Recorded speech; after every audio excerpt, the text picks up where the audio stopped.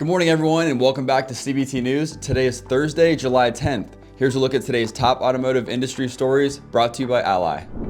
Japanese automakers are cutting export prices to the U.S. at a record pace to stay competitive amid President Trump's 25% auto tariffs. According to the Bank of Japan, vehicle export prices to North America fell 19.4% year over year in June, the steepest decline since 2016. While this move helps limit sticker shock for U.S. buyers, it raises concerns about automaker profitability and wage growth.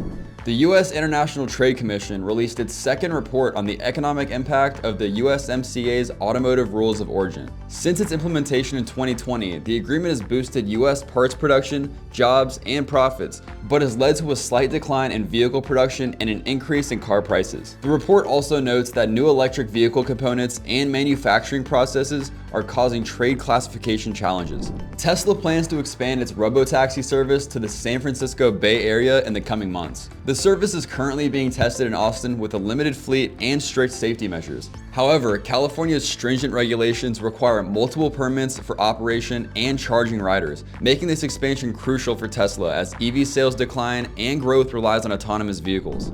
Autotrader has released a new white paper revealing that 92% of car buyers never show up in dealership CRMs, exposing major blind spots in current sales tracking methods. Based on Clarivoy data from 875,000 auto sales, the report shows most dealerships rely on last touch attribution, missing the full picture of a buyer's journey, which averages 62 touch points.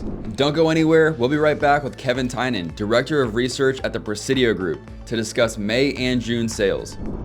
Take your dealership to the next level with the strongest team in automotive media.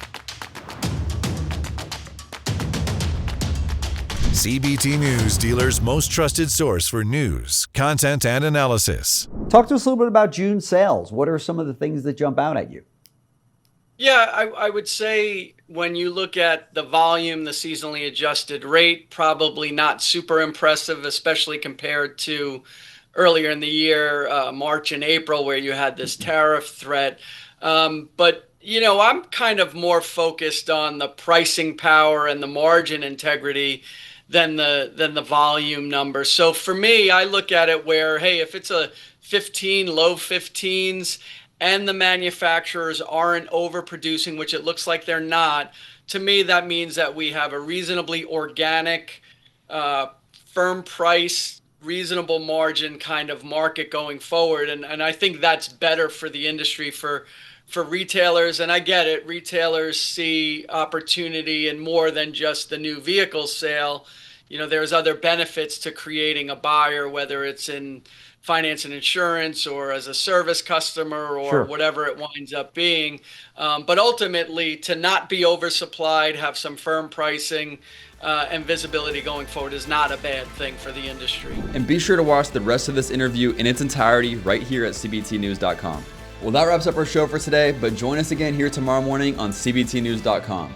And don't forget, you can now stream full episodes of Inside Automotive, Driving Solutions, and the Executive Profile wherever you get your podcast. And if you haven't already, be sure to follow us on all your favorite social media platforms, and we'll bring the latest industry buzz right to your feed.